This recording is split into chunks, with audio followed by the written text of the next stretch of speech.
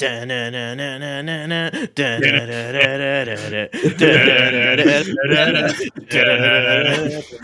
American made, Bud Light Chevrolet.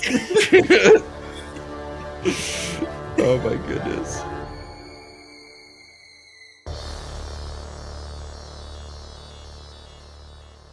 I love when Peyton's a little scamp.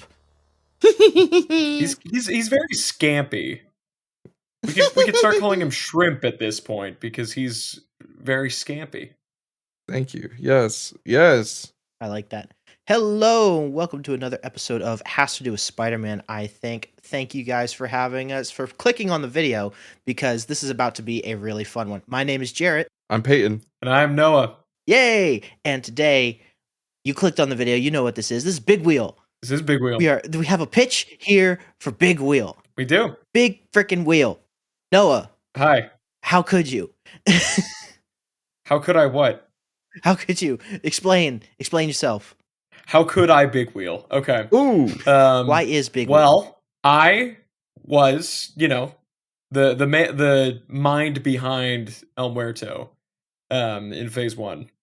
I brought the world Montana and the Enforcers also in Phase 1. It makes me so happy that Montana is the fan favorite of Spum at this point, that I couldn't be prouder. And it's all because of Walton Goggins, his incredible charisma, and the real pathos that he brought to the character of Jackson Bryce in Big Wheel, and I think you guys would agree. For sure. For sure. This next pitch was set up at the end of Montana and the Enforcers, and it is Big Wheel, the most famous obscure Spider-Man villain, one might say. Because similar to Condiment King in DC, you never think about Condiment King being a Batman villain until somebody says, wow, did you know there's a really dumb Batman villain called Condiment King? That's so stupid. Same with Big Wheel, who is a man driving a big wheel, who is a Spider-Man villain. What do you do with that? I'll tell you what you do. I don't want to spoil it. But there was a specific you don't tell us hook that was in Big Wheel's original comic book appearance that I latched onto and decided this is it. This is what we're doing today. So just as some history, Big Wheel's first appearance was in Amazing Spider-Man 182 and 183, created by Marv Wolfman and Ross Andrew. He is a businessman who nearly commits suicide after having his resources stolen by Rocket Racer, another petty crook from around the time. And he instead decides to put his money into the Big Wheel and to become a supervillain, as one does. Any such cases. And then he did not appear again for another 20 years. Probably close to 15. In Spider-Man Unlimited Volume 3, Issue 12. Where he joins Villains Anonymous and wants to be a hero. So he tags along with Spider-Man for a couple heroic adventures. He's terrible at it. And Spider-Man puts him into a monster truck rally. What? Really? Okay. Yep. Okay. He's like, you suck at this whole Zero thing, but I know you're trying to do better. There's a monster truck rally happening in Madison Square Garden. You want to go do that? And he's like, yeah, sure. And there we go. That's so funny. That was that. Yeah. So does he have the same or fewer appearances compared to El Muerto?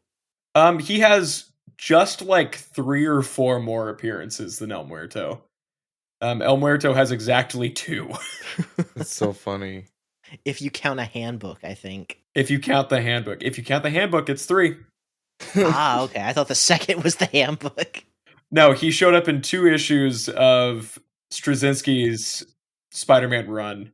In the middle of the whole Morlun story, just out of nowhere, and then shows up in a handbook, and that's it.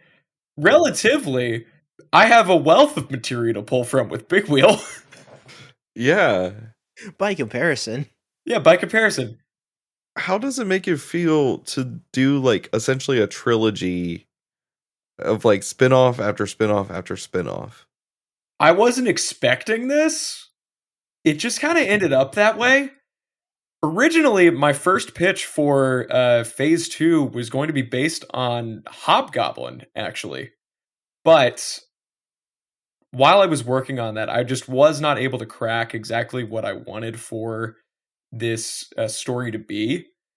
And I think what we're going to find with a lot of these stories in Phase 2 that are written by us three specifically is that a lot of them have to do with the idea of identity and trying to find your place in the world. That was going to be Hobgoblin, but it just wasn't working for me.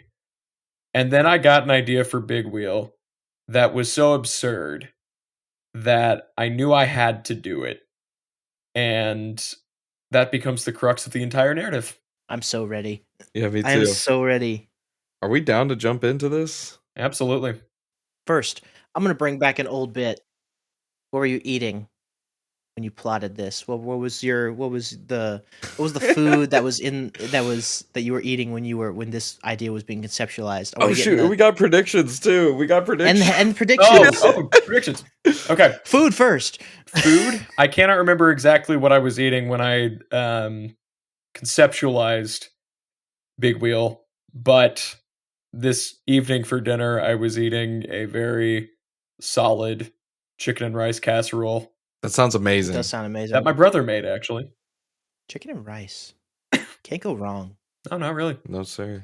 I don't know why this was a bit in a previous episode, but I brought it back because I thought it'd be funny. It is Nice. pretty good. Predictions! What are predictions? So Reed of the Discord predicts that we will get this scene in a future script, and I think it's funny. So I'm gonna say, is this gonna happen? Is the Shocker going to be driving his Shocker mobile, saying "Don't mock the Shocker" before like shooting a cannon out of his arm while driving this like cushiony looking? I just want to dispel some rumors real fast. Unfortunately, there is no Shocker mobile. Ah! Yet. Yet. You don't know what's happening in Ends of the Earth. Yeah, who knows?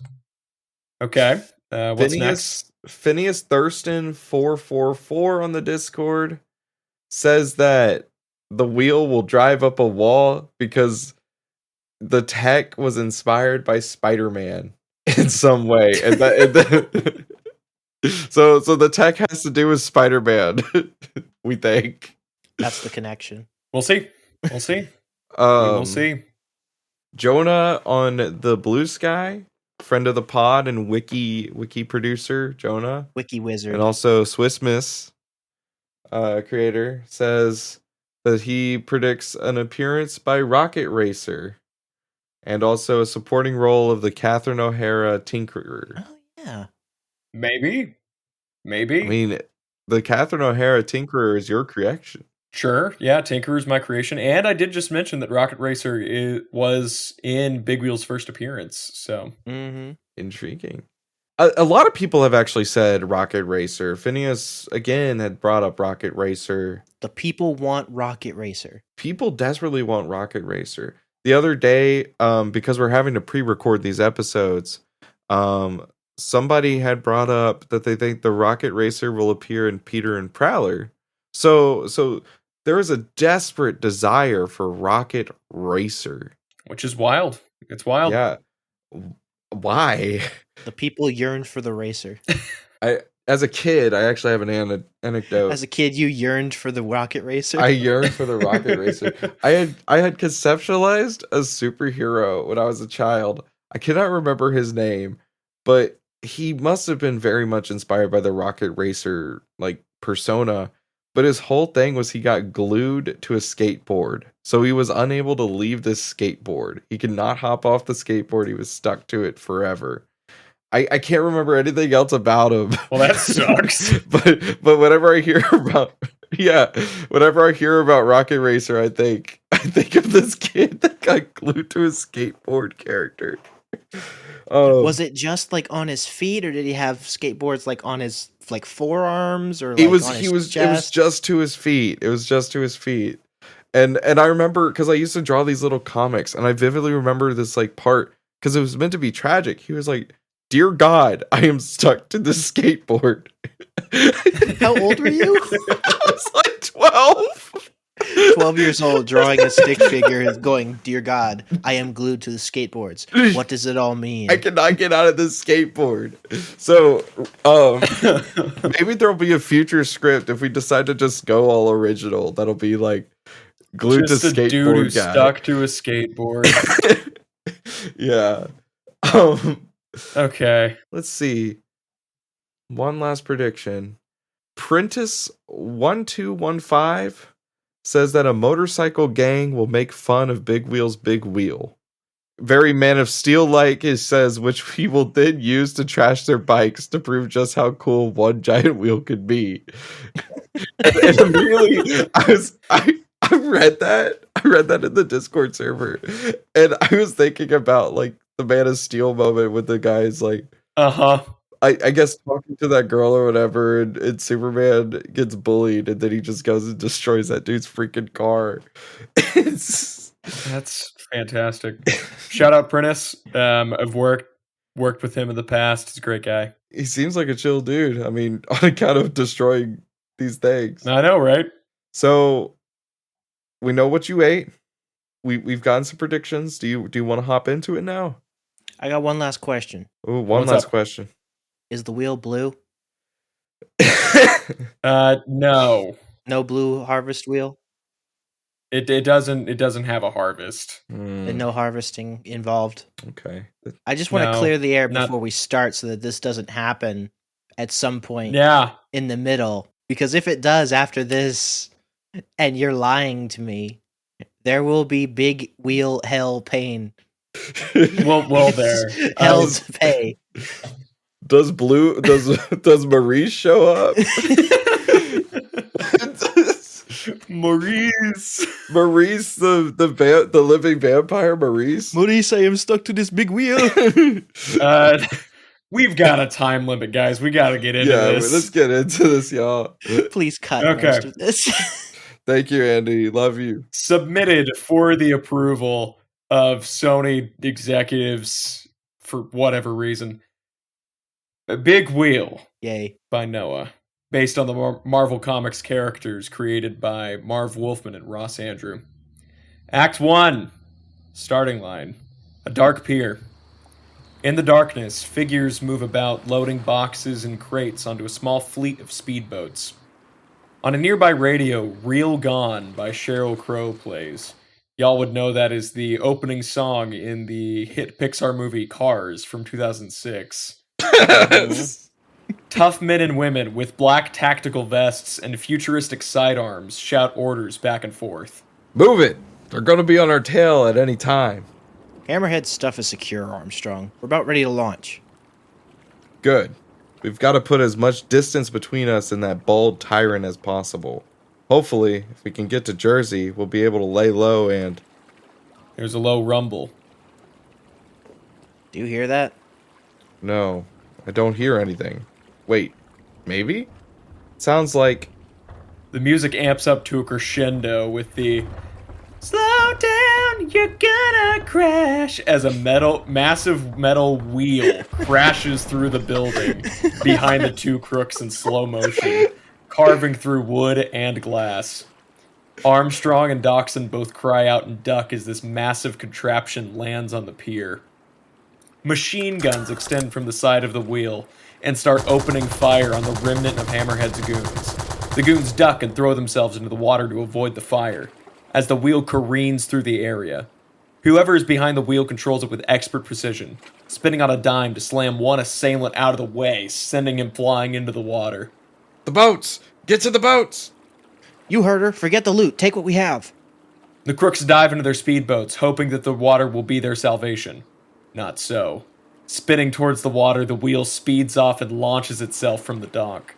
Just before it sinks into the water, flotation devices inflate on the side of the wheel, keeping it afloat. A small propeller extends from the bottom of the wheel as well, sending it forward and kicking up a massive stream behind. What in the hell is that? That's gotta be impossible.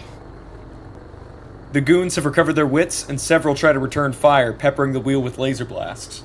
The wheel cares little for their petty arsenal.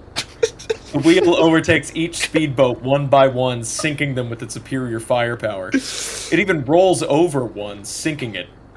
The speedboats are trying to make it further out to sea, where a dark ship waits, ready to receive its cargo. Doxson and Armstrong, in the first speedboat, push the motor to its limits as they attempt to reach their salvation. Armstrong pulls out her radio. Are you all seeing this? On the deck of the ship, dark armored mercs prowl. The head, Dylan, pulls out his own radio. You can't let a wheel ruin this run. That merch belongs to Hammerhead. And if we don't get it put away, he's gonna have our heads. Then help us out, you jackass. The mercs line the deck, each carrying a massive gun. They start firing at the wheel, speeding across the water in increasingly incomprehensible, physics-breaking ways, sending up sea spray. The wheel drifts like a surfboard over the waves being kicked up, until a blast from a rocket launcher sends up a massive plume of water. When it recedes, the wheel is gone, seemingly lost to the waves. Armstrong and Doxson's boat saddles up to the ship and its cargo is unloaded. Hammerhead isn't going to be happy about the lost merch. Hammerhead didn't warn us about a spinning wheel of death. We recovered a few boxes, which should be enough for whenever he's out. You better hope so. Now, there's a splash on the starboard side of the ship, and the three criminals are drenched and disoriented. Rocketing out of the water on a jet engine, the wheel crashes onto the deck. It begins firing in every direction, spinning like a top. Turning towards the cockpit at the end of the boat, the wheel fires a missile, leaving the boat dead in the water. Once each criminal is out of commission, a panel on the side of the wheel opens and a man steps out. The man wears a green jumpsuit and a yellow helmet, not unlike a NASCAR uniform. He removes the helmet, revealing the depressed face of Chase Crawford. This is Jackson Wheel. Wheel opens the lid of one of the crates. Retrieving a handgun with the same futuristic design as the others, he tosses it between his hands. He considers the weapon briefly, even raising it towards his forehead, before there's a ring in his helmet. Do you have it? The driver sighs. Yes, a lot of collateral damage, but you don't... Doesn't matter. That's the last piece of that freak's regime that we needed to worry about. Pick it up and pack it in, Big Wheel. It's Jackson Wheel, Kingpin. Codenames, Jack. Never underestimate a brand. The line cuts. Wheel begins to load up the remaining crates into his vehicle and touches the metal tenderly. I know, girl. I know. Jackson looks up, and a reflection of a woman can be seen in the golden sheen. Jackson yelps, stumbles backwards, and trips over the open crate. Looking back, the reflection is nowhere to be seen. Jackson rubs his head and lays down on the deck. Looking at the bodies of the dead criminals surrounding him, Jackson puts his hands over his eyes and begins to sob. As we pan away from his prone body, the camera begins to spin. Real Gone comes back in the music. The spinning increases in speed, transitioning into the title card. Big Wheel. Just as the lyrics say, Real Gone. Oh my god. This is not Picturing real. this entire scene to Real Gone was sending me This is not real. spinning out over the water like, sometimes you crash. This is Real insane. Gone. How did you make Big Wheel cool? How did you do it? You've already made Big Wheel cool. Like, I'm hooked. I'm like, all right, shit, this works. Like, I would be locked in to the theater seat. I would watch that and be like, Oh, they shouldn't even release a trailer for this. They should just like put it in theaters and it'll make $1 billion. a big wheelie in dollars. I hope that's going to be... That would be Big Wheel's theme song, just like Mr. Terrific got 5 years' time, and Moon Knight got Lonely as a Man Without Love. It's amazing. Big Wheel's theme song is real gone.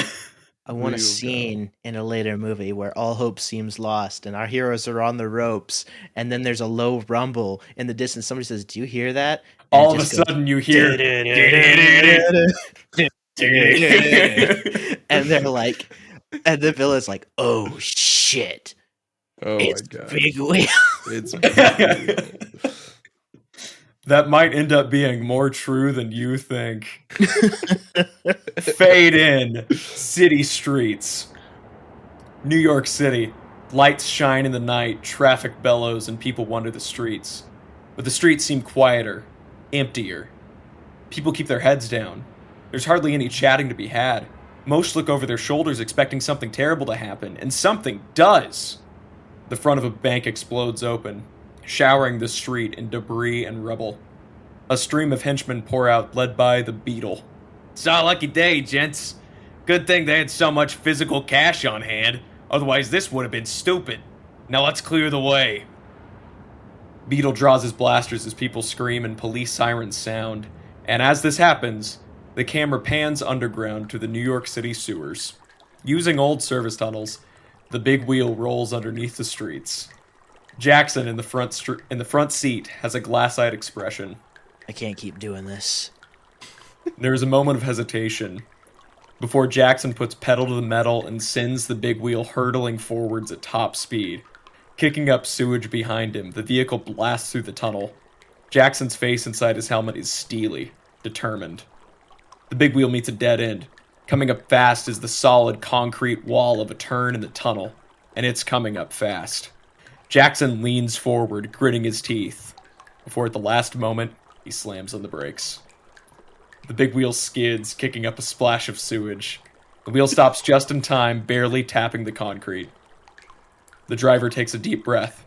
He shakes his head and turns, rolling further down the tunnel. Why is Big Wheel so suicidal? Cut to Fisk Tower. Keep going. I'll let you take a deep breath, Peyton, there. Keep going. Just keep going. The big wheel reaches an underground ramp, rolling up and out and into a secret loading dock at the base of Fisk Tower. Jackson exits. Riding up a big glass elevator up the side of the building, Jackson looks down over the city. Fisk Tower shines brightly, but buildings below are dark. There's a glow of a fire a few blocks away.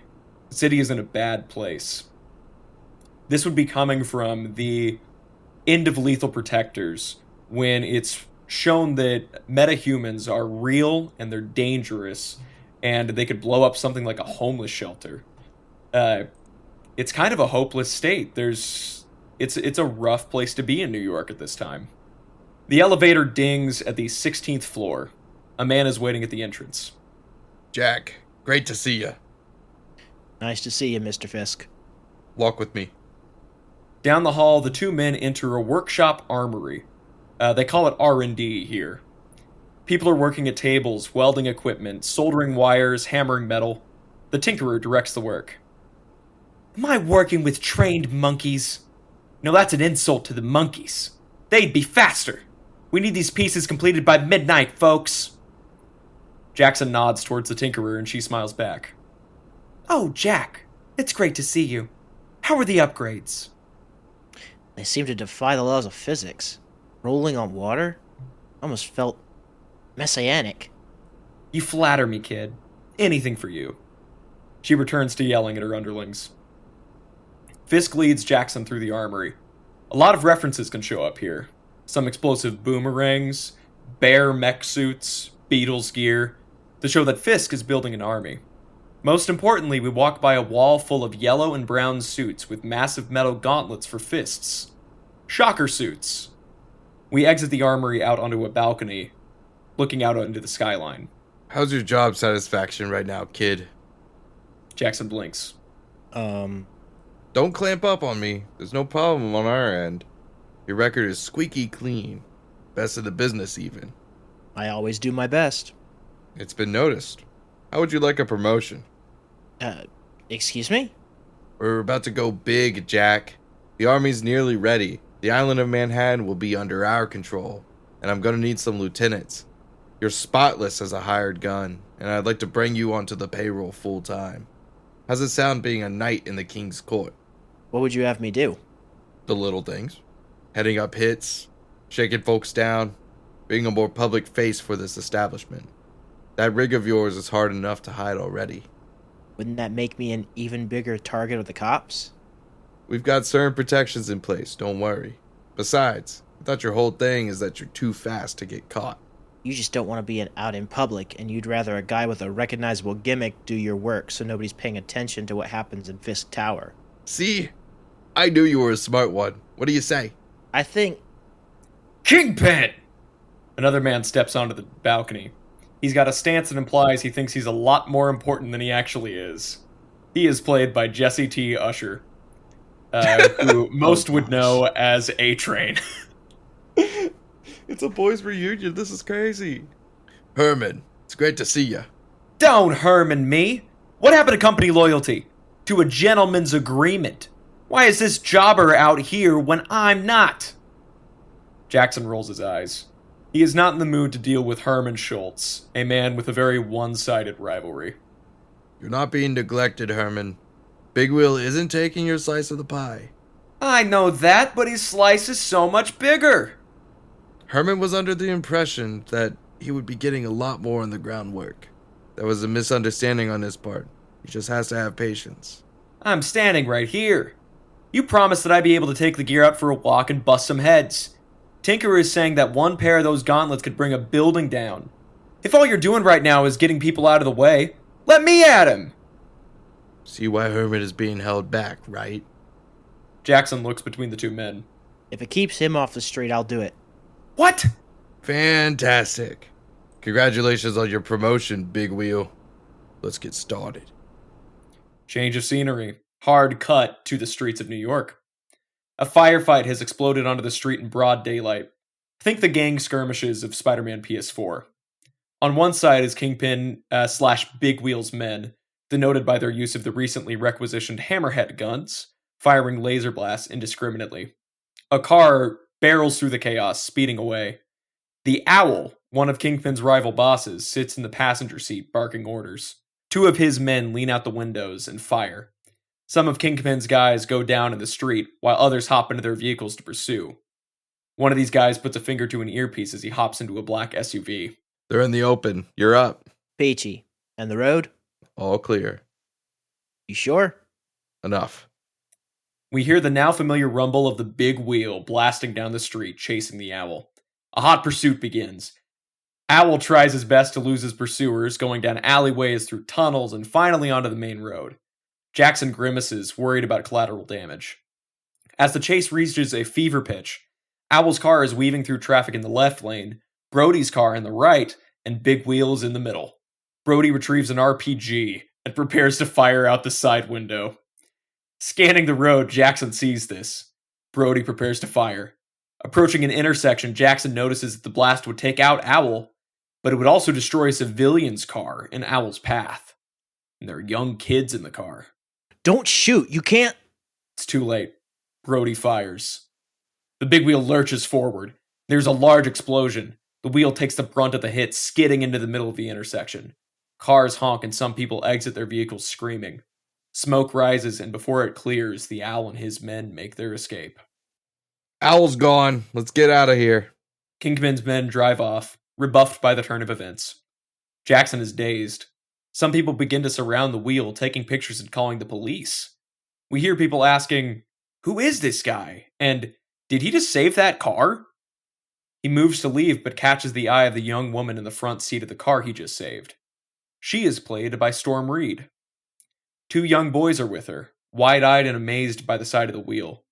The young woman mouths a quick, "Thank you." Most importantly, though, in the back seat is the same vision of the young woman Jackson saw earlier, reflected in the wheel. She nods and gives a small smile.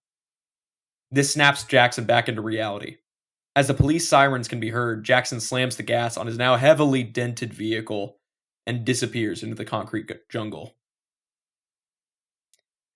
Open on Kingpin's office. What used to be Hammerhead's stark, spotless, iPhone-looking office has been transformed into a modernized, cozy library setup. Still keeping the floor-to-ceiling windows, a fire now roars on the south wall where the Tinkerer's lab used to be. It was moved to the R&D department, obviously. And bookshelves encircle the room with rolling ladders allowing access to the tops. The room is entirely inconsistent with the character of Wilson Fisk, at least to Jackson's mind. Speaking of which, Jackson and Herman now sit in front of the same roaring fire. A small table is in between them, holding a hardcover copy of Ayn Rand's Atlas Shrugged. Jackson seems bored, mainly, while Herman is smirking with glee.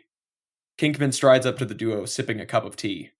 Wesley, his assistant, holds a platter behind him. Drinks, gentlemen? I'm not thirsty. I'll be good with anything, Kingpin. Kiss ass. How's Earl Grey? Herman takes a cup, and in his eagerness to impress his boss, burns his tongue.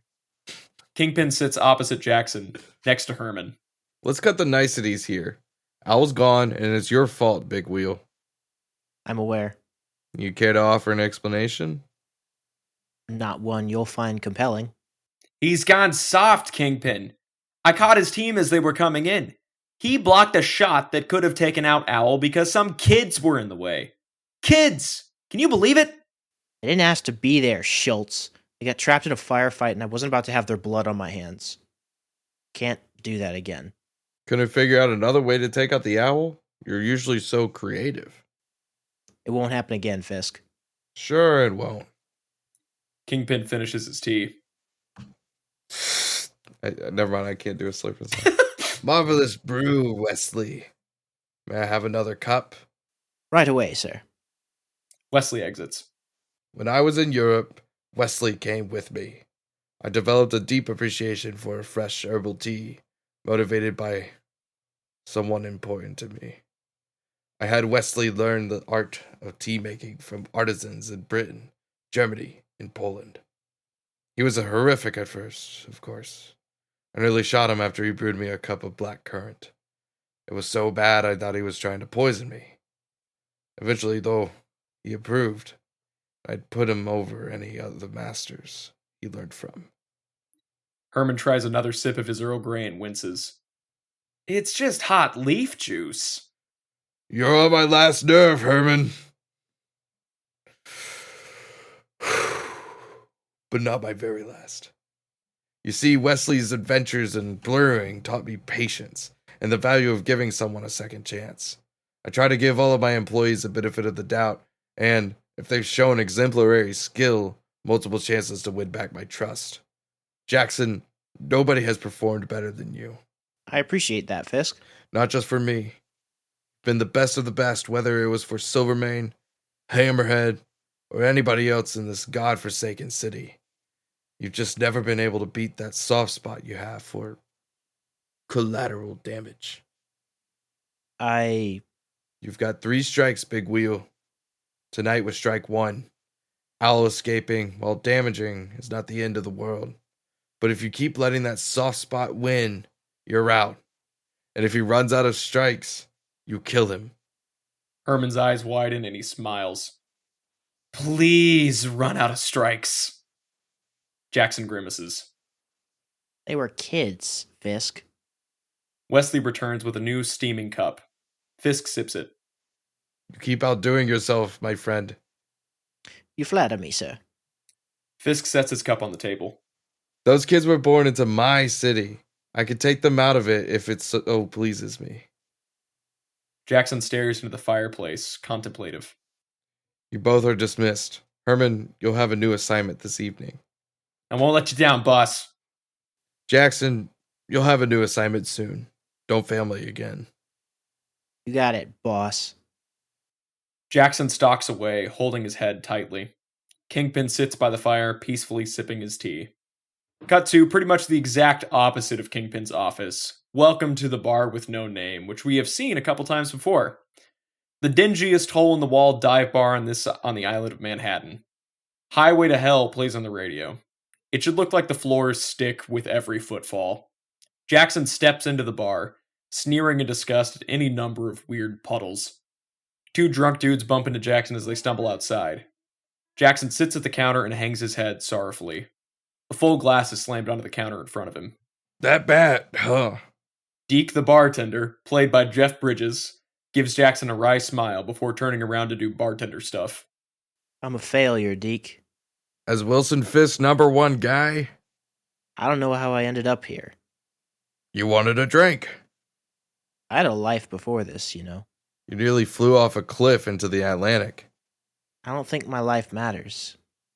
Deke pauses his banter. He looks up and seems to say a small prayer under his breath. Walk me through your day, Jack. Jackson takes a sip of his drink. I was the head of an operation to take out the owl. It was going well till somebody tripped a wire or sounded an alarm. I don't know. We ended up chasing Owl and his guys through the streets. That's right up your alley, isn't it? It was supposed to be quiet. You drive a 5-ton golden machine of destruction. Quiet isn't in your wheelhouse. There was one. Deke groans and fishes $1 out of his pocket. They're just low-hanging fruit. Anyway, we're neck and neck carving through Chinatown when one of the guys on my crew fishes out an RPG. I didn't even know they'd brought one.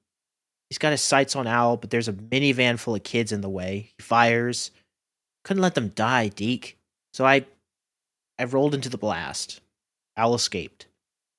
Damn. Job as botched as any I've heard about. Damn kids should have waited. Let me read that. Damn, a job as botched as any I've heard about. Damn kids should have watched where they were going. Yeah. There was this look. Deke smiles. They saw me. Their driver, mom, older sister, I couldn't tell, smiled at me. She said thank you. That's something else, ain't it? Jackson slams his fist on the counter. Deke, I saved lives today. I've never done that before. And I can never do it again. Deke finally turns around and leans on the counter. Says who? My entire life says I can't do jack shit. So we're back in the self-pity, are we? Trapped, Deke. 5-ton golden machine of destruction, Jack. You can blast out of anything. But You've never been comfortable with this life. I can't count the amount of times you said the same stuff over and over again. But, Jack, I've never seen a gleam in your eye quite like the one you just had. there wasn't any gleam. Just felt nice. Deke turns back around to pour another customer's drink and shouts over his shoulder. Not sure if you've noticed, but the city's changing and changing fast. Some would say for the worst. If that's the case, some of us may need to start changing for the better. Jackson stares into his drink. The worst people in this city visit this dive. You've never been one of them, Jack. Jackson suddenly stands up and dashes out the door. Deke tisks before going back to the dishes. Panning down the counter, we see Brody, the same goon who took the shot at the owl. Looking worse for wear, he watches Jackson exit and raises an eyebrow. Scene change, Kingpin's garage. Jackson runs maintenance on the big wheel. Some of the support spokes were damaged by Brody's rocket. We get a quick look at Jackson's repair process and see just how well he knows his vehicle. There's a quick cut to a racetrack. Stock cars kick up asphalt as they dash across the screen in a blur. He welds a support into place. A checkered flag waves. A trophy is held aloft. A younger Jackson Wheel removes his helmet, grinning ear to ear. He hammers a new part into the outer wheel. A mountain road. The sun is shining and the view whizzes by until Jackson throws a screwdriver on the ground and slumps down against the wheel. Can I actually help? Is it even possible? Jackson hears a small squeak somewhere in the workshop. He looks around for a moment before finding the source. A small rat trapped under a toolbox. Jackson initially looks disgusted before his face softens. He reaches down and saves the rat from the toolbox. Against proper rodent protocol, he picks up the rat and scratches it behind the ears. The rat is thankful and gives an appreciative squeak. He carries the rat back over to his workplace and sets it on the bench. Retrieving a slice of deli meat from a mini fridge under the bench, he feeds the rat. It again reacts well and finds an upside-down hubcap to sit inside. Jackson smiles. I think I'll call you Trike. What? Jackson jumps. The rat squeaks. Herman thunders across the garage. Boss wants you, Wheel. What are you... Is that a pet? A new assignment? Just get your ass up there. Can't believe he sent me down for this. Jackson rises from the bench and looks at the rat, Trike. His expression becomes far more determined. Maybe he can save a life after all. End of Act 1. Did you just do a Madam Web pigeon in the window bit scene? Quite possibly. I can change the future. This is a really good act. No, one, this is Noah. really good. Like the way that you do that that flashback is really interesting. Like the sort of intercutting between, fixing the wheel and then like revealing just this little snippet of who he was before all this is really cool. What sort of director were you thinking about for this pitch? I got no idea, man. Maybe return to David Leitch from El Muerto fame. I think he's got that kind of ability for kinetic action, and I'm sure with the success of El Muerto, we would want David Leitch to return to the franchise. Mm-hmm. So let's go for him tentatively. All right. Okay. I feel like we casted. Didn't we use David Leitch for Lethal Protectors? I think we might have. Yeah, directed by David Leitch. So we Okay. used David Well- Leitch for our big old crossover. Well, we can think about it. Not to say that we can't bring back certain directors, but True. Oh, for sure. I think You don't want to use maybe the same we ones wait every a little time. longer. Yeah. See if any sort of other filmmakers come to mind as we get further in. You know, it's really dumb, and he's real busy right now. This is all fake. But this would be such a good James Gunn pitch. Yeah, I agree. I got serious Ratcatcher vibes from this scene just now as well. All right, James Gunn, you're in. Let's lock it in. Putting down Let's James lock it Gunn. We're locking in James Gunn. in. Fresh off the set of Peacemaker Season 2. Do you really want to taste it? I do.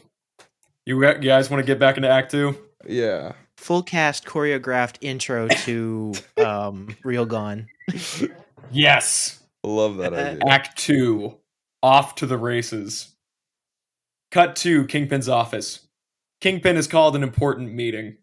Standing around his desk are his lieutenants.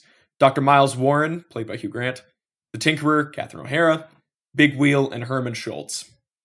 Herman, however, is now fully decked out in a Shocker uniform with a brown leather jacket over top. He is unfortunately missing the original Shocker's super cool Stetson. We can think of him, on the wiki, as Shocker 2. Kingpin steeples his fingertips. Time is a-moving, my friends. We must stay on top of it as best we can. We're pushing the fortress forward. Big Wheel, Shocker, welcome to the planning committee. You made a great choice, boss. What is the fortress? It's an operation. The big plan. Operation Fortress just sounds so formal. My rival across the sea has been making some disturbing moves. Sounds like she is planning to invade the city soon and attempt to steal my power. That is obviously not an option. So everything we've been building towards needs to happen now. Thought we were stealing equipment to control the black market. Oh, sweetie. Black market deals are just a bonus. We've been consolidating. The best and brightest. Working to build an army to rival at least the Coast Guard. Look, I may not look it, but I'm in a precarious spot, Big Wheel. Taking the reins from an idiot like Hammerhead, it's simple. I just needed to position a few dumbasses, and they did the whole job for me. Rest in peace, enforcers. Mm-hmm. This Albanian player, unfortunately, is smarter than me. She knows the right plays. We need time to prepare for the Albanian syndicate coming to New York. That's where the shock troops come in. On cue, a squad of soldiers dressed identically to Herman, minus the leather jacket, enter the office. They're all clearly bruiser types. Some jeer at the committee, some chat with their neighbors, some flex in their new gear. It's a weird group, to be sure. Short answer, we take over NYC. Whoa. Oh, by the way, you don't have to take this name, but I like shock troops. Very recently in Spider-Man comics, there's a group of people who have Shocker gear who work for Herman, and their group name is the Aftershocks. Oh my gosh, that's so good. So he leads a team of other people with like shocker-based gear. And so it's the Shocker and the Aftershocks. It sounds like a boy band. I didn't know about that. I am officially It's changing. very recent. It's literally like the ongoing run. Okay, I'm changing shock troops to aftershocks. That's incredible. Yes, the Aftershocks. Full transparency, this is Plan B. Dr. Warren here lost Plan A out the window, meaning we don't have my preferred avenue of an army of Spider-Man super soldiers. An honest mistake won't happen again. You're on strike 3, Warren. Hope you know that. I will die quietly when my time comes. He's just fully excited. He's like, yes, I know I fucked up. I'm gonna die. Let's move on.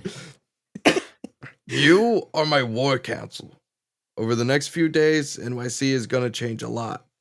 Warren, I want you to work with the genetic material you already have to try to synthesize some kind of super soldier drug. You can't have lost all the spider's blood. I will work day and night. Tinkerer, keep doing what you're doing. Keep those troops in top shape and the gauntlets shiny. Of course. Shocker 1, Field Commander. Train these guys up and get ready to march. It will be my dream. And Big Wheel, you're on destabilization.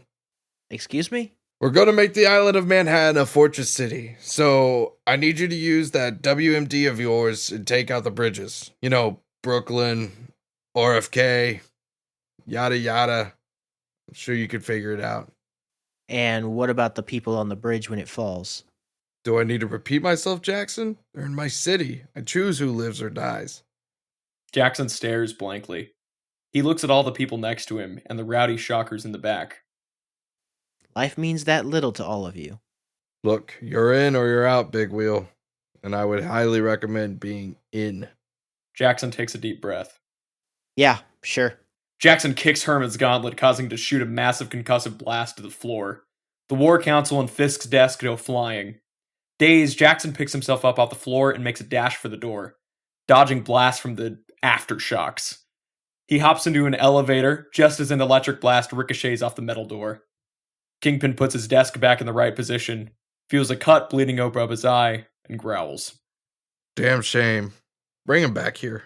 What follows is a chase scene through Fisk Tower as Jackson tries to make it to the garage. Jackson stops at the R&D floor from earlier, frantically searching for something. With an aha, he grabs a stack of blueprints, all related to the Big Wheel. He stuffs them haphazardly into his pockets, just as another shock blast whizzes past his ear. Ducking underneath the table, he grabs various tech and tools from the tables to throw at his pursuers. A boomerang, a smoke bomb, etc.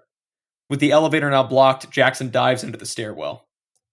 Cutting inside the elevator, Herman leads a group of aftershocks. Herman starts humming along to a Muzak version of We Didn't Start the Fire. On the stairs, Jackson lobs another small grenade into the upper levels. He crosses his fingers and sees that it is a sound wave grenade, making the stairwell echo and shudder violently. One of the shock troops falls over the side. He is barely able to grab onto the handrail, almost falling way too many stories. But his grip is slipping, and he's right next to Jackson. Jackson runs by but sees his struggling adversary and groaning goes back to help him get back on his feet. Hey, thanks, man!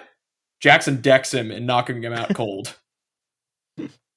Inside the elevator, Herman is now shimmying to the music, bobbing his head and doing a subtle version of the robot. This is our dance scene. Jackson makes it to the garage just as the elevator door opens.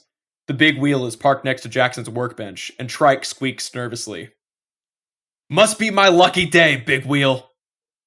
Shocker sends a massive shock blast past Jackson. It impacts on the side of the wheel, denting the frame badly. Jackson curses. Aiming to disable the vehicle, another blast dents the wheel.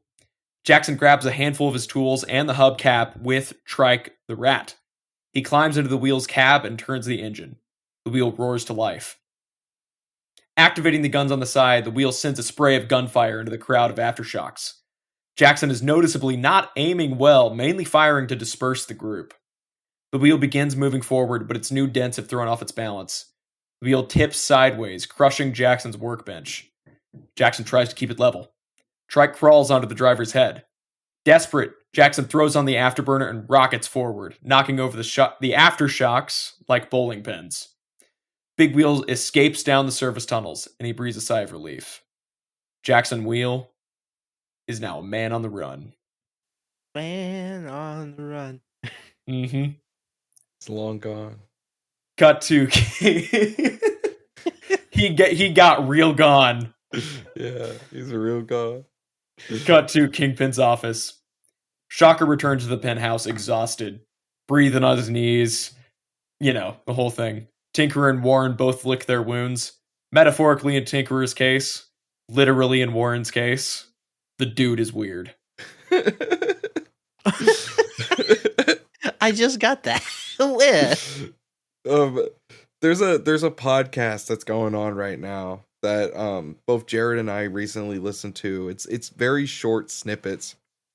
Like I'm talking 20-minute episodes called Clone Conspiracy, done by this guy named Scott Free. And Mr. Miracle. Yeah, Mr. Miracle. And it's a really good podcast. I really recommend it. But in one of his most recent episodes, he talks about how Miles Ward will just pop up and claw people and then disappear. Like that's his one thing. Like his several 2-issue arcs in a row there for a while before the official Gwen's alive fake out is just him funding random criminals or being a benefactor to random criminals, telling them to go do stuff.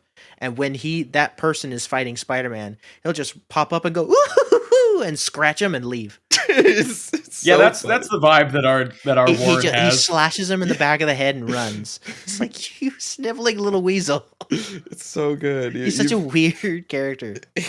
You got him down. You got him down pat. Strike one, Shocker. Kingpin looks out the window with his hands behind his back. I'll admit, this is not something I counted on. Clearly, Big Wheel's charity has overtaken his sense of self-preservation. He needs to be taken down before he harms the operation. I'll do it, Kingpin. I'll stomp that speed freak into the pavement. Can't kill him, Shocker. He's on strike 3 now. And I gave him my word. Either we catch him and tie him down or get him taken in by the Blues. You can't be serious. I've got a reputation to uphold. I want you to put a bounty out on Big Wheel. Every jobber in the street needs to hear about this. Take him alive and we'll make him wish he never left. Quick question. Is that supposed to say strike 2? Yes, it's supposed to say No, stay don't strike go out two. and just kill him. Try and catch him and bring him back alive. Yes, Okay, that's so he's what on that strike is. 2. That makes more sense. Cut to the bar with no name, upper floor apartment, 2 a.m.-ish. Deke shambles out of bed due to a furious banging on his door. He grabs a shotgun along the way. No, I won't be waving your tab. Deke looks through the door's peephole and sees an exhausted Jackson with a rat in his hands. Deke opens the door. Jack, what are you doing here, man? I need a bed. What's going on? You know what you said about change? Did I? I changed careers. Deke ushers Jackson inside and gives him a place on the couch. Deke doesn't ask questions. This is clearly a common occurrence for the criminal clientele of NYC. Jackson lays down on a ratty couch and sets Trike on the coffee table and drifts off into a fitful sleep. We cut to the inside of one of the service tunnels. The wheel is battered, dented, and smoking. It tips and crashes into the wall. Scene change the next day. Just as the sun rises, Deke enters the living room rubbing his eyes. Jackson and Trike are gone. A wadded bundle of cash rests on the coffee table. Next to the cash is a note reading, "Gone, changing for the better." We pan underground. Jackson's makeshift workshop is now in the service tunnel directly underneath the bar with no name. Jackson is fixing the big wheel with bits of scrap metal, adding a sick junker look to the vehicle. He hooks a busted police scanner to the inside of the cabin. He even pulls out a burner phone and dials 911, but decides against it. Jackson has a new mission. Being a good person. Scene change, montage time. Called in on the police scanners, some thugs are breaking into a jewelry store. Average thug stuff. One yells at the other to pack up quick as the cops will be there on their way soon. Unfortunately for them, Big Wheel gets there first. Retrofitted with non-lethal beanbag shooters, Big Wheel blasts the thugs through the street's window. The property damage is extensive, but Jackson has stopped his first crime. The Big Wheel rolls away, back into hiding. From a nearby rooftop, a black-suited Spider-Man watches. He tilts his head, confused. What follows is a montage / quick batch of scenes of Big Wheel starting to become a local hero, all while on the run from Kingpin's bounty hunters. The Wheel is doing everything, from catching crooks to being a first responder at car accidents. He is also fighting off a bunch of C-level Spidey villains, for example, the Kangaroo, who want to take him in. The Wheel is even faster than Spider-Man, and one man in particular is taking notice. Cut to the Daily Bugle office. News coverage of the latest Big Wheel sighting. The Wheel chasing down a reckless driver plays on every TV screen. Lawrence Fishburne's J. Jonah Jameson stops through the newsroom with Jacob Timothy Manown's Peter Parker in tow. I want you off Spider-Man coverage for the moment. Big Wheel should be your priority. But I thought pictures of Spider-Man took priority over everything, including health and loved ones. That was when Spider-Man was the outlier, the malcontent, the poor influence. This guy, Jameson references the screens. he's the new hero we deserve. What? He's an icon, I say. What was it, a few weeks ago? Big Wheel was tearing up sidewalks, crushing vehicles, palling around with Spider-Man, and now he's taking responsibility. He's cleaning up his act. He's a rising star, and we need to chart the entire constellation. Get me pictures of Big Wheel. Palling around with Spider-Man. Yeah, because, What evidence does he have of this? In another scene, there's a burning building. The support is failing and the building is in danger of collapsing. Until, in a mad dash, the Big Wheel slams into the crumbling section, holding up one side of the building just for a little while longer. Jackson, in his flame-retardant racing suit, stumbles out of the wheel and rushes into the building. He emerges from the fire with a small child in his arms. The two climb into the wheel and roll away just as the building fully collapses. Big Wheel gives the crying child to her hysterical parents and salutes a firefighter on the way out. Importantly, Jackson smiles under his helmet. Just envisioning, as it's getting ready to tilt over, it just goes, it doesn't roll in, it just slams in sideways. Yeah, that's exactly. Yeah. Just fits in like an Oreo. This is so funny. Yes. Jackson is not showing his face in public, but stops by the bar every now and then. Deke protects him. The regulars debate Big Wheel's heel turn and what it means for them. Could they break out from under their bosses? Could they help save New York as well? Brody, formerly one of Big Wheel's own men, drinks at the bar, now wearing a shocker suit. He has joined the Aftershocks. He sketches a picture on a napkin of himself celebrated by civilians. Shocker, a hero. During this montage sequence, the young woman that Jackson saved earlier is working in a garage, watching the news coverage. She brushes sweat off of her brow and returns to her welding project. This audio from JJJ's podcast is heard playing over these scenes. Peyton, go ahead. I've been demanding, no, pleading, for years that New York City would promote men and women who want to make a good, solid difference. Not quippy upstarts too scared to show their faces. Not reckless endangerment masquerading as daring do. Real heroes. Folks, I think we finally have one, from the most unlikely of places. Big Wheel. You'll have to get used to the dumb name. A man who was once a crook, a criminal, causing wanton destruction all throughout this fine city. But somehow, today, you hear me celebrating this man. Why? Because he's putting in the work. I don't know if he had a moment where he came to Jesus, Muhammad, or Buddha. Heck, I don't care if he came to Cthulhu. What matters is that this man is trying to redeem himself. He's putting his former colleagues behind bars. He's saving people from burning buildings. He rolled an old lady across the street for Pete's sake. This is the kind of hero we should be promoting. A real, true redemption story playing out right before our eyes. It's beautiful. It shows us that all you really need to help your community is a wheel and a dream. Wherever you are, Big Wheel, you have the Daily Bugle behind you. Jameson out. No, that is the best monologue I've ever read. I'm gonna be if I ever go into acting, I'm taking that shit into an acting audition. That's amazing. This is great. Cut to the bar.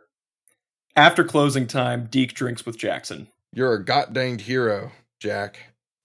I don't do it for the press. You're getting it anyway. You've struck a chord. Why me, though? Well, everybody loves an underdog. I think you've reminded people that most do want to be better. I don't feel better, though. Deke, I'm still haunted. No matter how many people I help, I can't shake the feeling that I'm not doing enough, you know? Can't get out from under the cloud. You thought it'd be a quick fix? I go fast. That's like my whole thing. For years, I've been at my happiest when I get into a rolling death machine with a rocket strapped to the back, just so I can feel the wind whipping past. Never wanted all this blood on my hands. I guess I was hoping that I'd be able to scrub it out just as quickly, you know? What are you grading this by? When you feel like you've fixed everything? When you've atoned? Not sure I know what my life is worth anymore. Heavy words for a man going by Big Wheel. Deke takes a deep swig of his drink and sets it down. From outside the bar, Brody, still in his shocker suit, listens at one of the vents. Cut to Fisk Tower.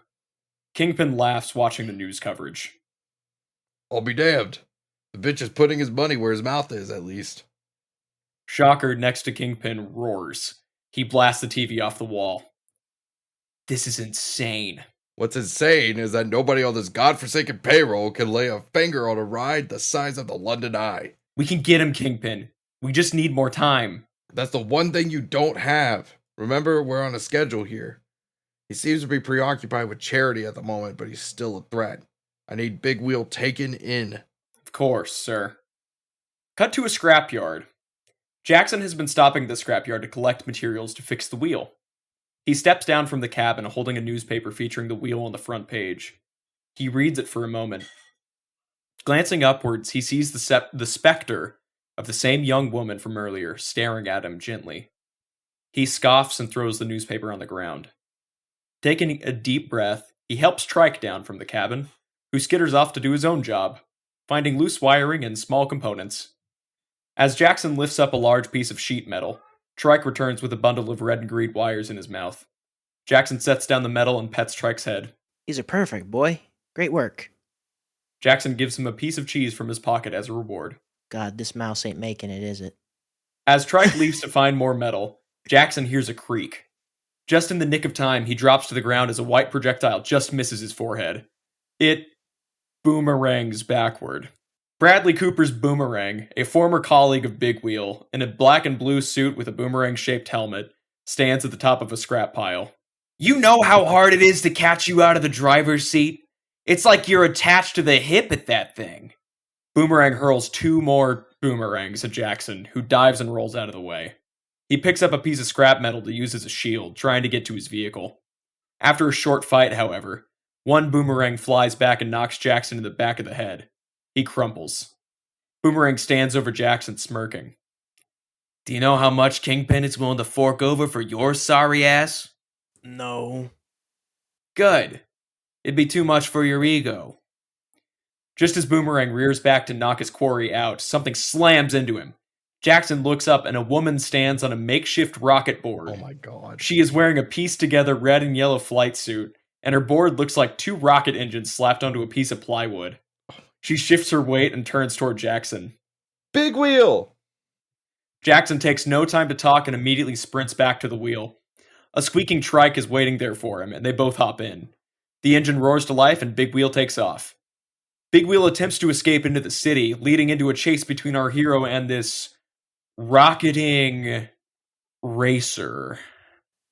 For being crudely constructed, Rocket Racer handles their board with a finesse.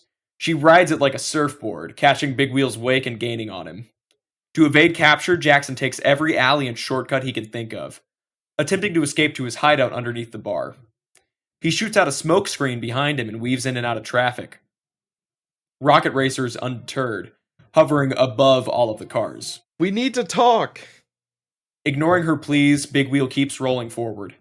Finally, he takes a sharp turn towards an alley and disappears. Rocket Racer examines the empty alleyway for a moment, shakes her head, and flies off. Jackson has successfully taken a hidden entrance back to his hideout and steps out of the wheel shaken, bruised, and exhausted. He needs a drink. Who plays Rocket Racer?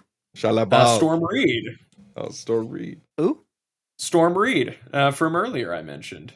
Aha. Shalabal. Not Shalabal. I was going to say, if we just cast Shalabal. Shalabal, or whoever plays Shalabal. It is not Julie Garner. No. Who plays... She was in Weapons just recently. Julie Garner. That is Julie Garner. Oh, it is Julia Garner. Okay. Julia. No, Storm Reed is who I have cast as Rocket Racer for this scene. Okay. We're doing a gender bend here. Sweet. Sweet. Back at the bar, in a hoodie and sunglasses, Jackson sips a drink in the far corner. The door opens. Deke glances his way. Shocker steps into the bar, crackling with energy. 2 aftershocks are with him. Where's the gearhead? No outside business in the bar, Herman. You know that. Shocker pounds his fists. Your drinks all taste like piss anyway. He fires a blast into the back wall of the bar, exploding drinks and showering Deke with alcohol and shards of glass. Every patron in the bar is a hardened criminal already, so guns are drawn before the glass hits the ground. Shocker smashes a fist into the counter, which sends up splinters. Kingpin's gonna kill me and everyone in this room unless Big Wheel is found. You all realize that? Fisk's politics don't carry much weight here, I'm afraid. What's he want Jack so bad for, huh? Seems like Jack's trying to do better. Shocker backs away defensively. He knows stuff, okay? Kingpin just needs him taken down. Jackson stands up. I know that Fisk is planning to blow up the bridges and put himself in charge.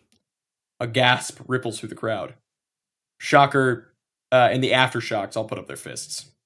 Hey, Big Wheel. Why don't you come quietly, huh?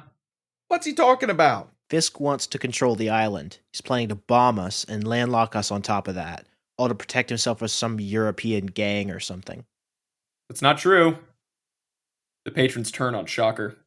I don't like that plan at all. I've got family across the bridge. They're coming to visit soon. Oh, it'd make that difficult, wouldn't it? As the group begins to converge, Shocker panics. Hey, Herman, we should probably be heading out. Fisk can do anything he wants, you pieces of crap. He has all the power.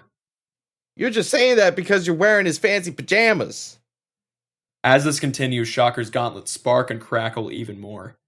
Losing control of the situation, Shocker yells, "Shut up!" and unleashes a massive electro blast. The building shudders.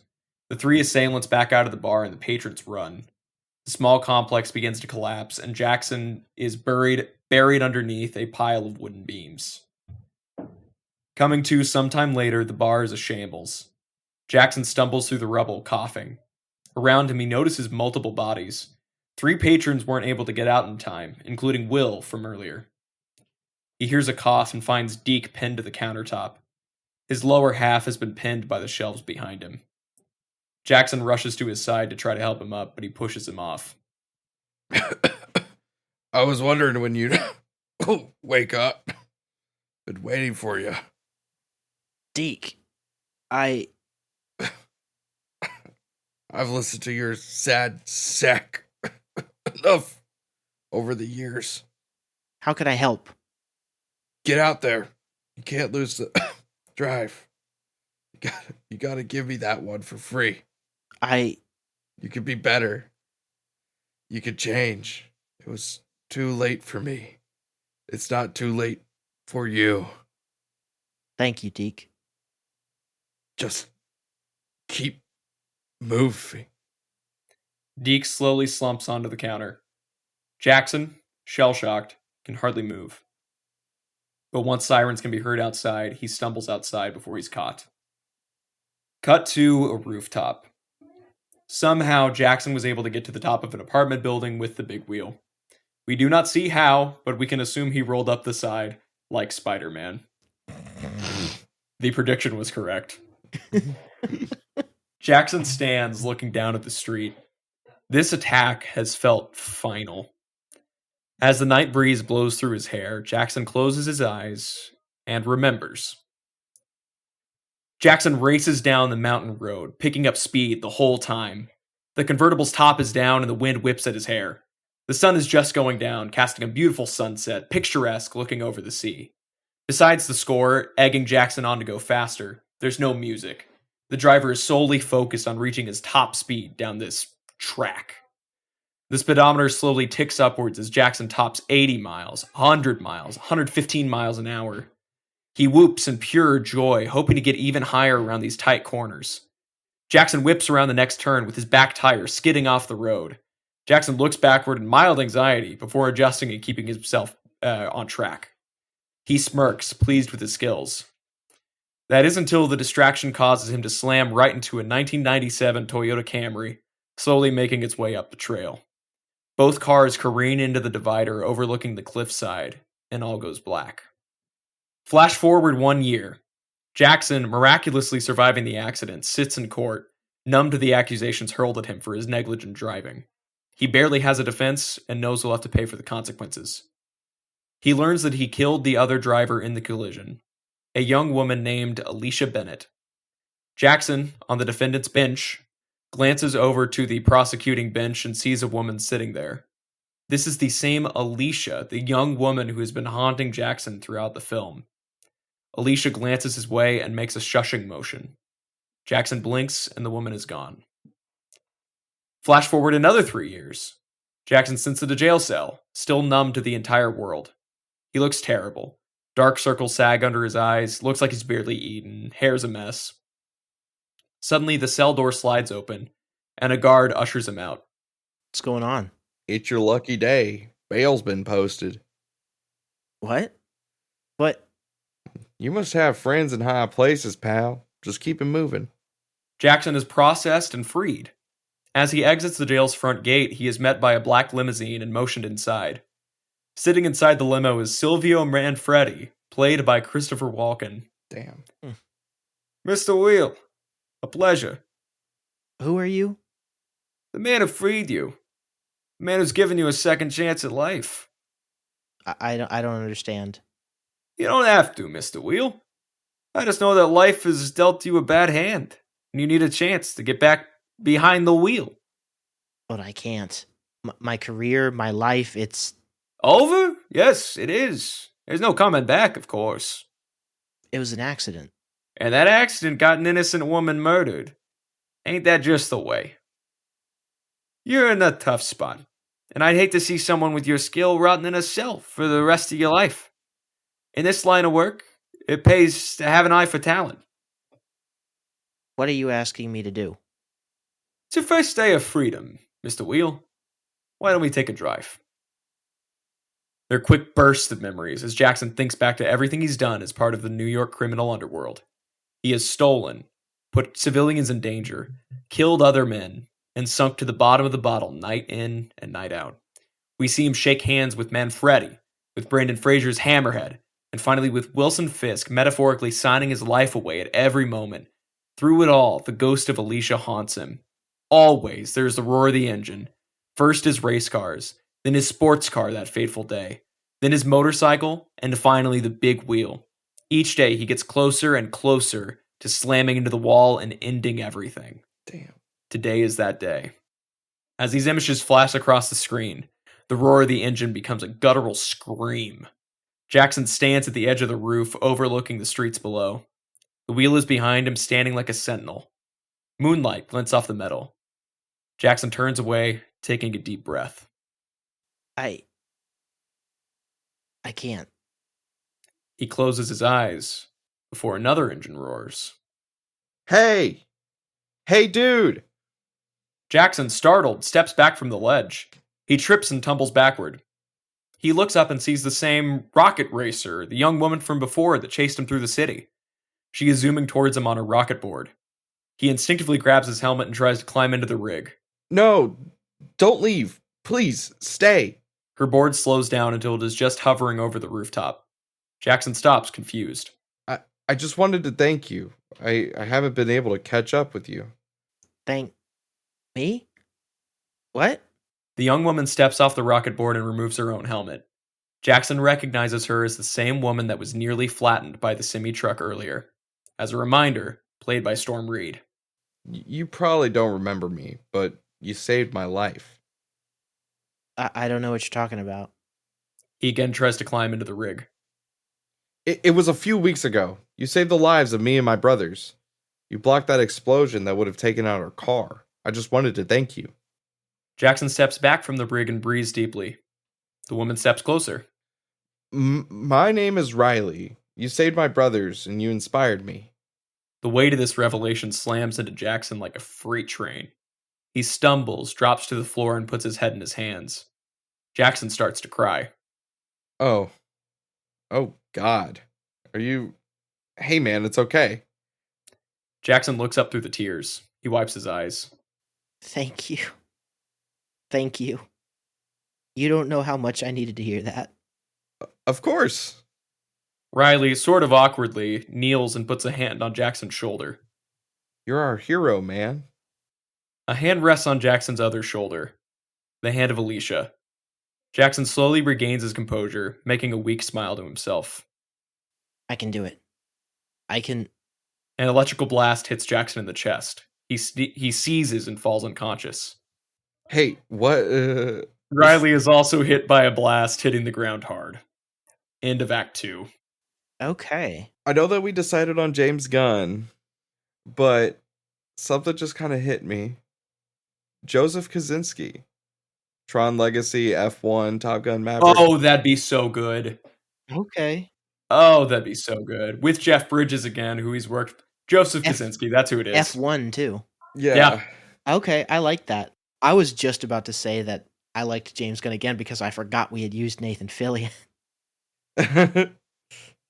This is really good, Noah. This is good. I like the reveal of what that was. I was certain it was potentially a girlfriend or fiance that was lost in a crash, but I did not expect it to just be somebody random.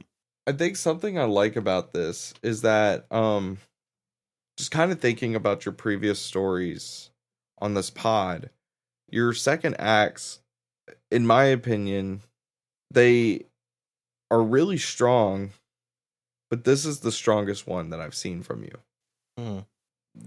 You managed to capture the tone that you've been going for throughout the whole pitch and really distill it in this one. And that flashback right before Act 3, or right before the end of Act 2, right before the end of Act 2 is really good. Excellent job. We're going to need to we got 13 pages left and we have about like 30 minutes left to read. So I think we got time. Okay. Oh yeah. I was just going to say, I recognize, I see, because this is so similar, or not similar, but I can see how this grew out of being based in the world of Montana and the Enforcers. And in very much the same way, I can see how the Act 2 of this feels like an evolution of the script for Montana and the Enforcers is Act 2. Oh yeah, for sure. Montana and the Enforcers also had like that montage of them doing like crimes to try sort of get back at Hammerhead, but that's a part of the Act 2 here, but it expands on that both before that montage and after that montage to give a lot of context. It's just something I noticed comparing this to that, and how it shows like an evolution in like just your writing.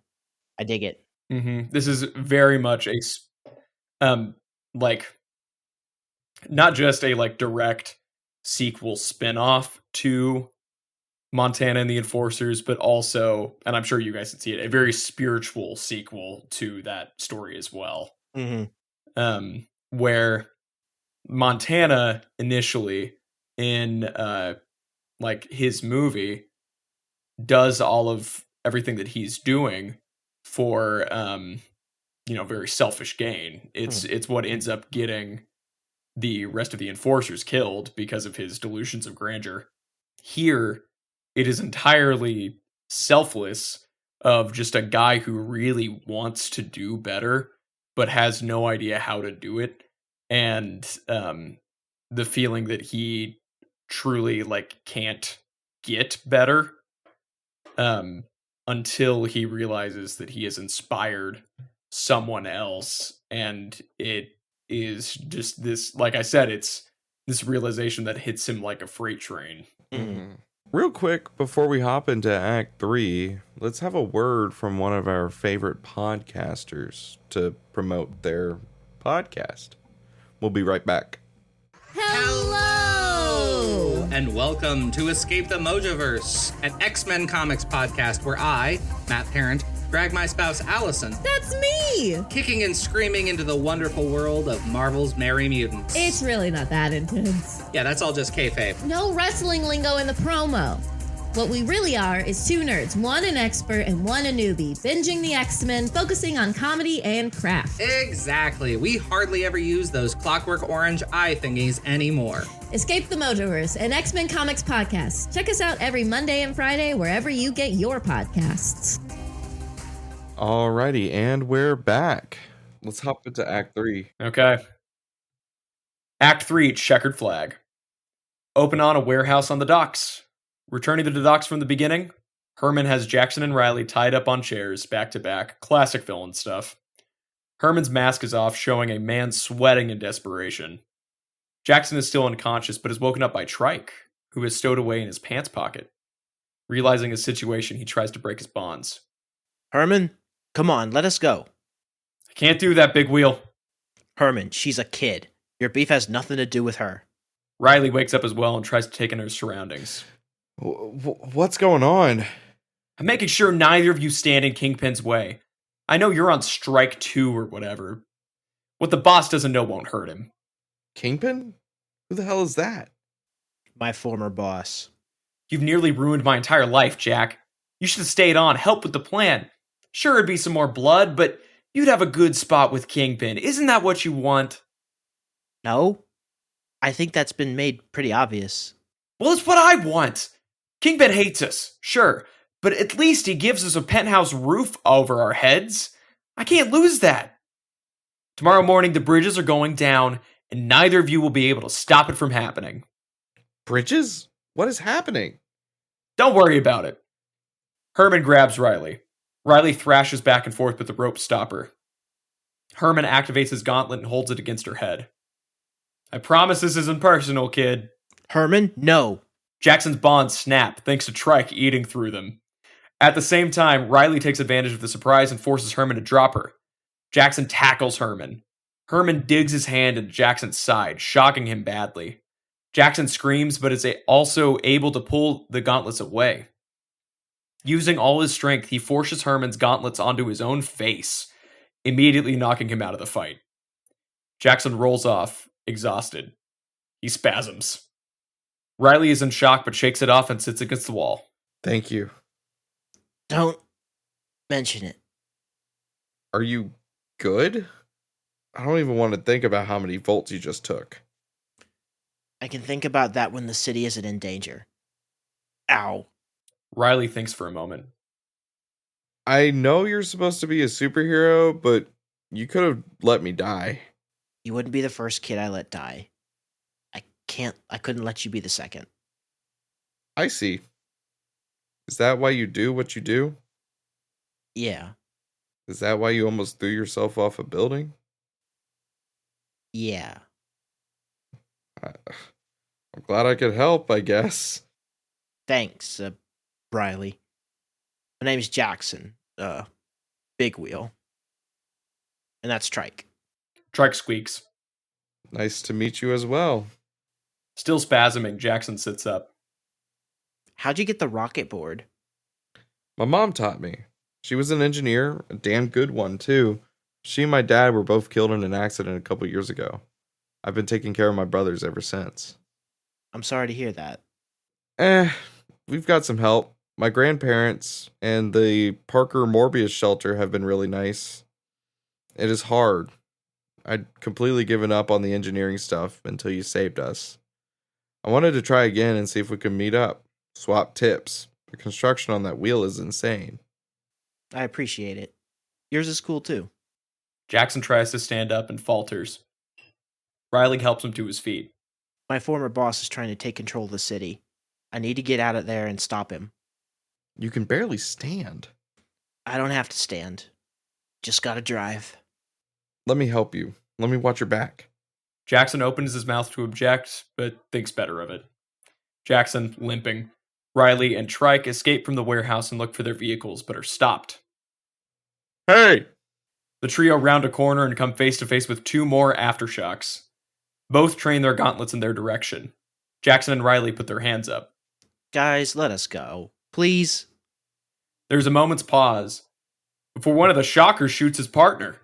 He removes his helmet, revealing Brody, Jackson's lieutenant from earlier. You guys took out Herman? I hope so. The guy sucked. Good. I was looking for a chance. Can't believe you destroyed the bar. Deke was like a father to me. Guy's gotta stop Kingpin. He doesn't care about anybody on the ground.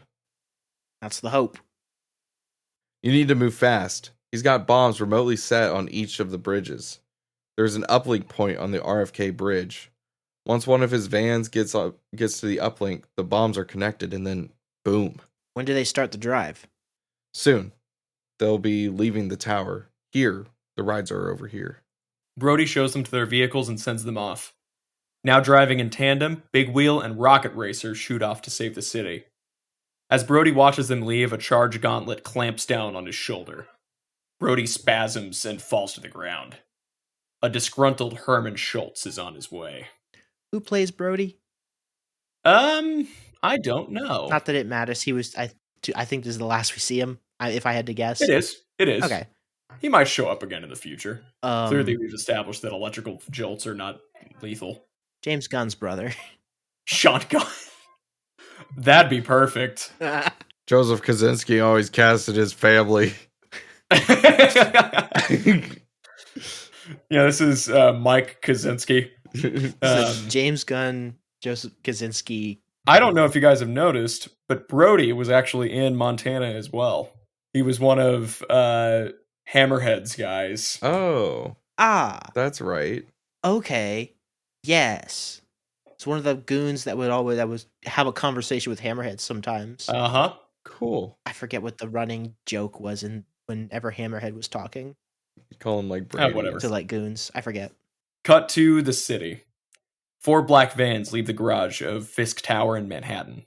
They enter the road in a line. Big Wheel and Rocket Racer roll onto the street. Once more, we see Jackson's expert driving skills as he skillfully avoids every pedestrian on the road. But, importantly, his injuries are making it more difficult to make split-second decisions. Rocket Racer notices and points it out, but Big Wheel pushes her away. In fact, now that they're on the street, civilians clap for Big Wheel as he passes by. Some even ask, "Whoa, does Big Wheel have a sidekick now?" What's the plan? Not sure. Never had a partner before. Noticing the heroes on their tail, the van split up, 2 turning at one intersection and 2 at another. The heroes split up. Being our big third act chase, make it big. Big Wheel pulls out all of his tricks. He slams into one of the vans, hits a divider that blocks the sidewalk, rolls off of the divider, flips, crushes the van, Oh my god. causing it to flip. Rocket Racer shows off her personality as well. Jumping on top of the vans, she uses a pocket torch to disable the vehicle and hops back onto the board. She takes out both of her vans, but the transceiver is not in either one. Of course, the transceiver is in the first van, which gets away from Big Wheel. His injuries have slowed him down significantly. Just as the van reaches the bridge, however, he makes a snap decision. Engaging the rocket thruster one more time, he swerves around the front and uses the wheel as a wall. Civilian vehicles honk and swerve, creating a natural barrier on the bridge. The 2 vehicles collide, sending the wheel crashing backwards. Big Wheel's big wheel is out of commission. The aftershocks climb out of their destroyed vehicle, ready to manually place the transceiver on a small signal tower. Rocket Racer arrives, but her board is taken out when it absorbs a full shock blast. Both Jackson and Riley shakily stand. Jackson immediately falls back onto the road to fight off the aftershocks, but they don't have to. An aftershock presses the button, but it doesn't activate. The button fails. He keeps pressing it before looking inside the tower, finding a small rat chewing through the wires. Trike has saved the day. At the same time, another vehicle dashes into the fray. A motorcycle crashes into the already mounting pile of vehicles, followed by an electrical blast. which detonates the van, bike, and, sadly, the big wheel. Our heroes are thrown back. Amidst the flames, Herman Schultz, cackling, holds up a bomb. Ain't so tough without your big wheel, are you, big wheel? Herman, stop. You've got to calm down. You may have stopped the other bombs from going off, but Kingpin will see the effort, right? One's better than none. Herman lobs the bomb into the flames. Jackson, Riley, and the aftershocks, and any civilians nearby brace for impact. But there is none. What? A web closes Herman's mouth, and he is quickly knocked to the ground and webbed up. The same happens to the other aftershocks. Spider-Man, with no small amount of swagger, lands on the ground next to Jackson, holding the bomb in his hands. Ah, Big Wheel. Good to finally meet you. Mind telling me what the hell is happening? It's really screwing with the morning commute. Jackson stands, staggers, and pulls Spider-Man into a bear hug. Spider-Man reluctantly pats his back. Oh, thank God. We saved the city. We saved the entire city. I need to lay down. Before they can do that, though, the gathering crowd celebrates the work of New York City's greatest heroes. Spider-Man, newcomer Rocket Racer, the lovable rat Trike, and of course, Big Wheel. Cut to the Daily Planet recording studio. J. Jonah Jameson sips from his coffee mug. Jared, this is incredible. What is this? Steamed Austrian goat milk, sir. You never cease to amaze me. Anyway, you have all likely been made aware of the newest bomb plot that NYC narrowly avoided, planned by Herman Schultz and his upstart aftershocks. We get a quick scene of Herman being arrested, shouting that Kingpin is behind everything. Nobody listens. The plan would have blown every bridge in this city sky high, killing countless good people and cutting necessary supply lines. We would have been sunk. We weren't, of course, because of the maestro of heavy metal, the agent of asphalt. Folks, Big Wheel saved the day in a big way, along with his brand new sidekick, the Rocket Racer. See, he's even involving the youth. Riley introduces Jackson to the people at the Parker Morbius Foundation, which stands in the rubble of where Feast used to be, where he will be staying for the time being. Big Wheel has earned the trust of the city 1,000 times over. We are in his debt. Heck, he succeeded in inspiring Spider-Man to help him out. Do you know how difficult that must have been? I'm in such a good mood, I'll make it official. The people of New York, infinity. Spider-Man, 1. Spider-Man made it on the board. Jackson stands looking at the wreck of the bar with no name, which is beginning to be cleared away. He sets a bottle of whiskey on the site, in honor of Deke. Afterwards, Jackson works underground to repair the big wheel with Trike on his shoulder. He receives a call on his phone, answering his Kingpin's voice, saying, Strike 3. I'm going to echo here what every New Yorker must be feeling today. I can sleep safer at night because of Big Wheel. Big Wheel and Rocket Racer roar down the street, all patched up and ready to rumble. That engine roar will be a signal to anyone that a hero is here to help. I hope he's always out there putting pedal to the metal. Godspeed, Big Wheel. Godspeed. I'm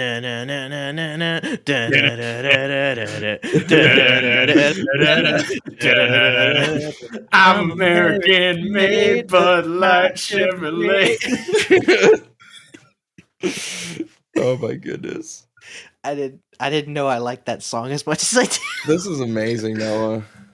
I really love this. Oh, I'm so glad you guys like This is amazing. Are you kidding me?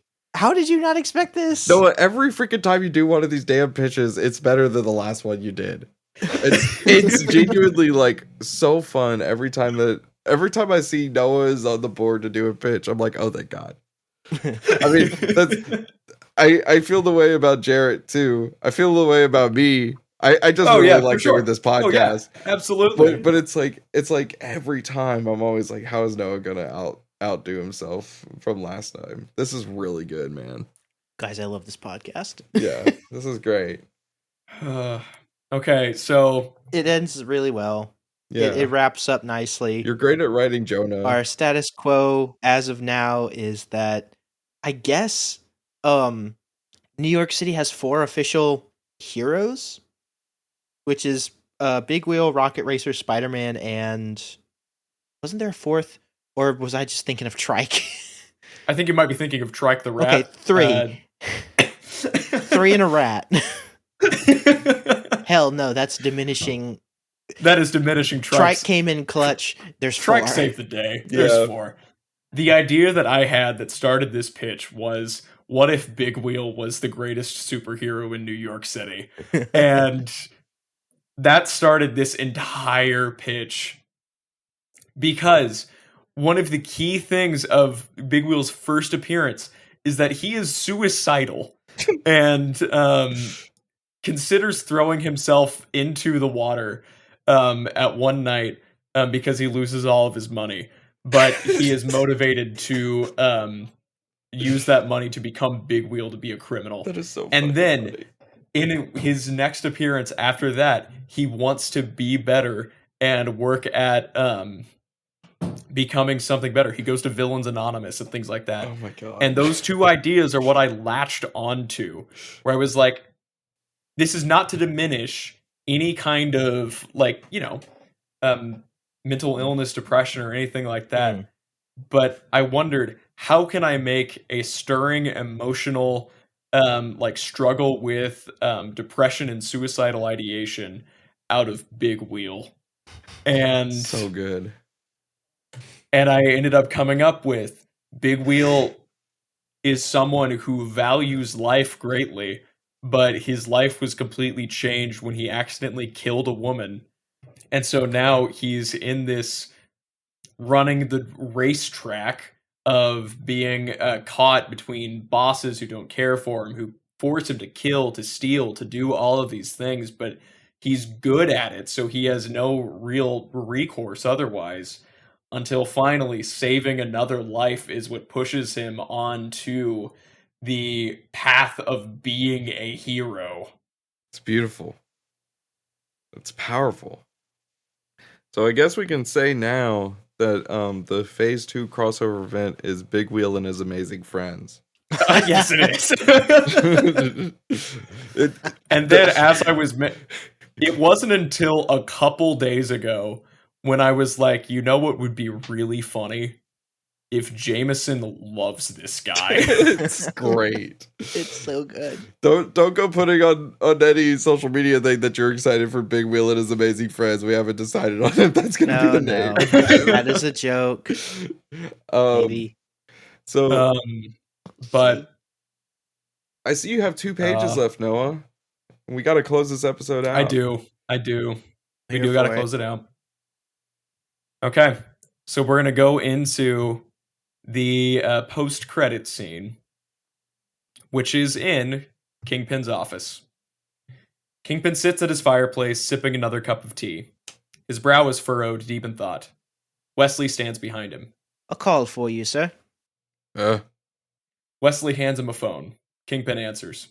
Really, darling? The bridges? I didn't expect to hear from you this evening. After that showing, it was a hilarious prank to wake up to this morning. Adorable, even. It was a plan B. Secondary. I was just testing the waters. You'll have to do better than that if you want to keep me away. I'll be visiting soon, love. Can't wait to see you, honey. The phone call ends and Kingpin gives the phone to Wesley. I hope that doesn't ruin your mood. She was very insistent. She can be very persuasive. Kingpin leads forward. Now we just need to find a plan A. The end. Vanessa? Okay. Intriguing. I mean, it just says woman. Mystery woman. But, come on. Who could that be? Who could that be? There's no one else it could be. So it sounds like Vanessa has a rival criminal enterprise on the other side of the world. Maybe. And they are not on good terms. Who knows? Are they married? We'll just have to wait and see. Are they just like lovers? Intriguing. Enemies? We'll Rivals? just have to wait and see. Big Will and his amazing friends, dude. Everything. Everything will If be we there. keep saying it, that might actually end up being what it is. It all connects in Terrifying. Big Wheel and His Amazing Friends. Guys, I'm so Oh, happy goodness. with this pitch. I You- love this. You all know how much I absolutely loved Montana and the Enforcers, Hmm. but I think this has topped it. This was wonderful, Noah. Thank you Agreed. so much for I bringing think this to the so. table today. Who wants to close us out?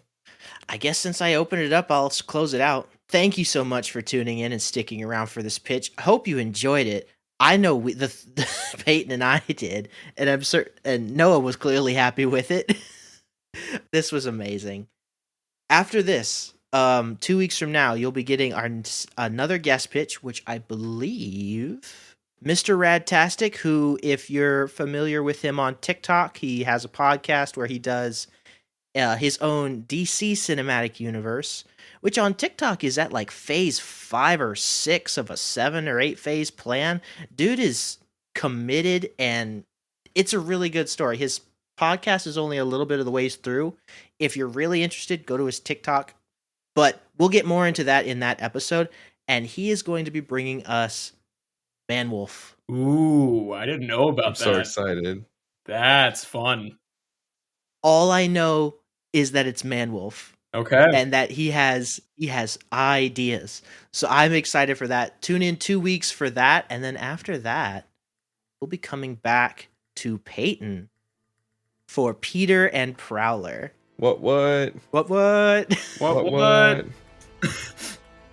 Okay. We can cut the whats. That was bad. Alrighty. Thank you all for listening. Thank you all Thank so you all much for listening. Thank you for sticking around. Follow us on Blue Sky and join our Discord. Bye bye. Blue Sky, Discord. Thank you, Andy, for editing the pod. Thank you, Jonah, for the wiki. Keep it up. We love you all. Dylan. Bye-bye. Bye bye. Bye.